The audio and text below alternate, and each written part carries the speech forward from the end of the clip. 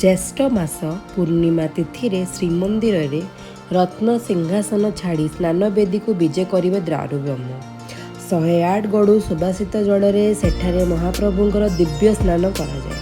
श्रीमंदिर उत्तर द्वार निकटस्थ शीतलांक मंदिर पाखरे रही सोनाकूप। श्रीजीव स्नान पाई गराबड़ू सेवक माने मुहरे तुंडी बांधी एही कूअरु सेदिन 108 गड़ु सुबासित जल स्नान मंडप को नेबे।